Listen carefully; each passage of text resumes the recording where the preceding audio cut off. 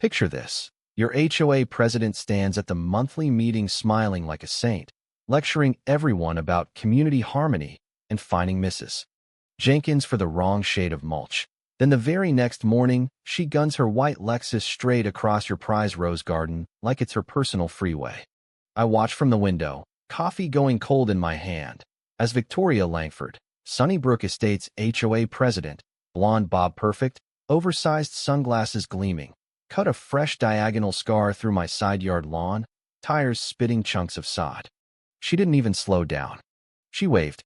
A slow, deliberate little princess wave right at the security camera I'd mounted the week before, the kind of wave that says, "I see you watching, and I still don't care." By the third morning, the ruts were 6 inches deep, and my $4,000 landscaping looked like a war zone. But here's the part that really burned. The neighborhood Facebook group was already calling me the problem. "Ethan's being difficult again," someone posted with a crying emoji. Victoria had started the rumor weeks earlier after I politely declined her suggestion to replace my native plants with HOA-approved Kentucky bluegrass. I was the selfish one, the anti-community troublemaker, the guy who just wouldn't play nice. I didn't yell. I didn't call the cops yet. I just opened a new folder on my laptop labeled Evidence and started logging every single pass. Timestamp, tire tread pattern, damage photos, the smug wave frozen in 4K. Because I'd learned the hard way that in Sunnybrook Estates, Victoria Langford didn't break rules, she rewrote them. And people followed. By day 5, 2 more cars were trailing her like ducklings, carving the same path, waving at my cameras like it was some hilarious inside joke. My golden retriever, Max, started refusing to go out in the yard because the noise and the ruts scared him. One morning, he slipped in the mud and limped for 3 days. Victoria's response when I finally approached her at the mailbox? "Oh, Ethan, honey, it's just grass. We're all in this together, right? Besides, it saves us 4 whole minutes to the clubhouse." She said it with that sugar-coated voice she uses right before she slaps someone with a $250 fine for leaving their trash can out an extra hour. I smiled back, nodded, and walked away. Inside, I was already calculating how many steel bollards I'd need. The next week, the damage escalated from annoying to expensive. My side yard flower beds, the ones I designed myself as a landscape architect before the HOA fined me for non-compliant vegetation, were now a muddy trench. Rose bushes snapped like toothpicks. Irrigation lines crushed. And still the cars kept coming. I added more cameras, brighter signs that read private property, NO through traffic in reflective lettering, and even sent a certified letter to the HOA board politely reminding them that my deed showed 0 easement. Victoria's reply came on cream-colored stationery with gold embossing. "Dear neighbor, we appreciate your concern, but long-standing community usage has created an implied access route. Please remove the signs to maintain harmony." Harmony. The woman who once fined a widow for hanging an American flag 2 inches too high was now lecturing me about harmony while her Mercedes was destroying my property. That night, I sat at the kitchen table with a binder that was already 2 inches thick. Photos, videos, vet bills for Max, repair estimates. My wife Sarah watched me organize everything with that quiet pride she gets when I go full engineer mode. "They're going to say you're overreacting," she warned. "Let them," I said. "I'm not building a case for them. I'm building a cage." The following morning, I woke to find my new gate, the one I'd installed at the end of the side yard path with county permits, lying twisted in the bushes. Chain cut clean through. Fresh tire tracks showed someone had floored it and rammed the whole thing sideways. Half buried in the mud was a single red acrylic fingernail, perfectly manicured, snapped at the tip. Victoria's signature. I bagged it like evidence from a crime scene, photographed everything, and added a new tab to the binder, vandalism. That afternoon, the drone appeared. It hovered low over my yard, filming the damage, filming me working on the fence, then zipped back toward Victoria's house at the entrance. I caught it all on camera and labeled the folder Unauthorized Surveillance. By evening, the neighborhood group chat was blowing up. "Ethan is harassing the board with threats." Victoria had posted screenshots of my signs, calling them aggressive and anti-neighborly. Comments poured in. I didn't reply. I just kept adding pages to the binder. Sarah found me at 2 a.m., still labeling timestamps. "You know this is going to court, right?" she asked softly. I closed the binder with a soft thud. Good.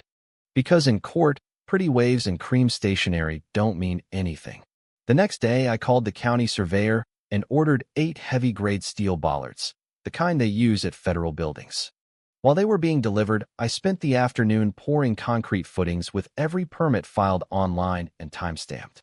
When the HOA letter arrived demanding I restore community access immediately or face legal action, I added it to the binder without even raising my blood pressure. Victoria was panicking. I could feel it. The Queen was losing control of her little kingdom, and the only way she knew how to fix it was to double down. By sunrise, the bollards stood like silent sentinels, 8 thick steel cylinders bolted into concrete, gleaming under the morning light. I photographed them from every angle, filed the final permits, and waited. The neighborhood had gone strangely quiet. No cars that morning. No waves. Just the sound of birds and my own heartbeat. I knew it was the calm before the tantrum. At 7:12 a.m., the white Lexus crested the hill, flanked by 2 SUVs like some entitled motorcade. Victoria slammed on the brakes when she saw the bollards. She stepped out in heels that immediately sank into the soft earth, camel coat flapping, face twisted in the kind of outrage only someone who's never been told no can manage. She marched straight to the nearest bollard and slapped it, hard. The metallic clang rang across the yard like a challenge. "You can't block community access," she shouted toward my camera. "This is harassment." I flicked on the speaker I'd wired to the system.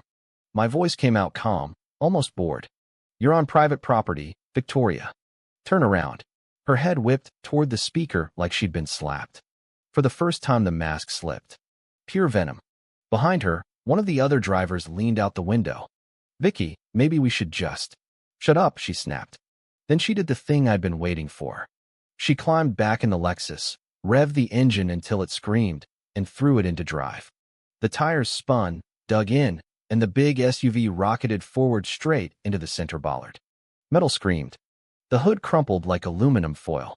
The airbag exploded in her face. Steam hissed. Plastic shards rained across my lawn. She stumbled out coughing, one heel broken, mascara running, coat ruined, and that same red fingernail, the match to the one I'd found earlier, lying in the grass like a tiny white flag of surrender. I didn't even have to call the sheriff. His cruiser rolled up 2 minutes later, lights flashing lazily. Deputy Morales stepped out, took one look at the wreckage, and sighed the sigh of a man who'd seen too many HOA wars. Victoria immediately started screaming about illegal traps and entrapment. Morales just held up a hand. "Ma'am, he has permits. You have a destroyed vehicle and a trespass charge. Let's see some ID." I walked down with the binder. Every page, every video, every timestamp. Morales flipped through it slowly while Victoria's face went from red to white. The crowd that had gathered at the property line, the same neighbors who'd called me selfish online, were now filming on their phones. For once, the story wasn't hers to spin. That evening, the first aftershock hit. A quiet knock at my door. It was Brent from 2 streets over, the guy who'd never spoken to me before. He handed me a flash drive. "Thought you should see what she's been saying in the private board chat." The files were gold.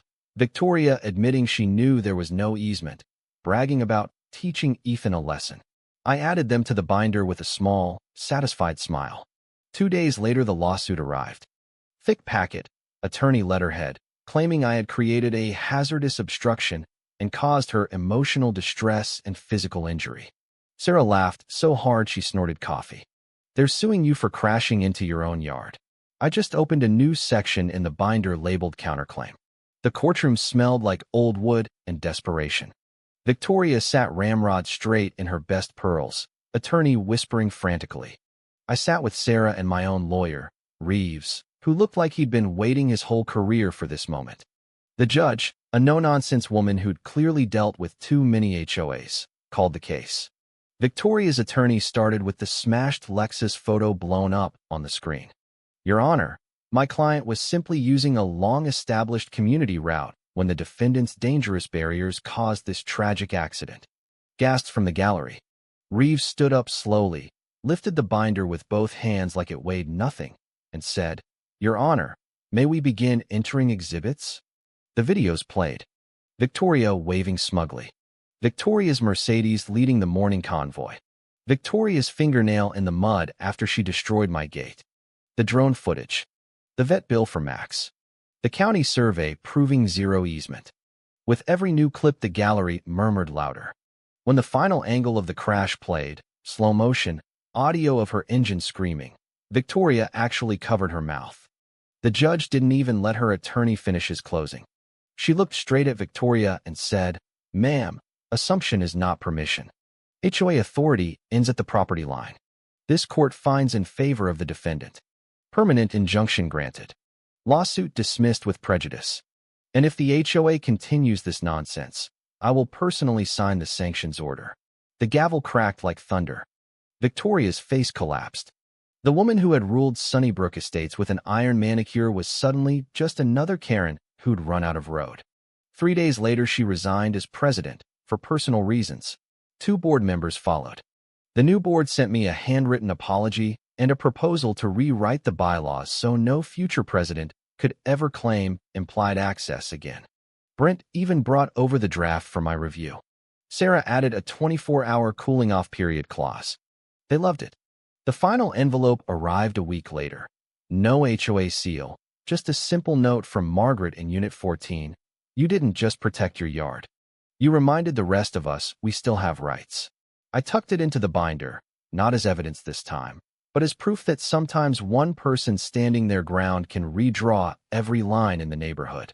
I walked the side yard at sunrise the next morning. The ruts were already filling with new grass. The bollards stood straight and proud, catching the light like quiet trophies. Max ran circles around them, tail wagging, no longer afraid. Sarah slipped her hand into mine. "Feel that?" she asked. "Peace," I said. "Real peace.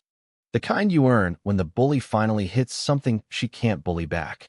So tell me in the comments, was I the villain for protecting my own property with a little steel and a lot of patience? Or was the real crime the HOA president who thought the rules she enforced on everyone else simply didn't apply to her? Who was truly in the wrong here? Drop your verdict below. I'm reading every single one. And if this HOA Karen story hit different, hit subscribe, because the next entitled neighbor is always just one driveway away.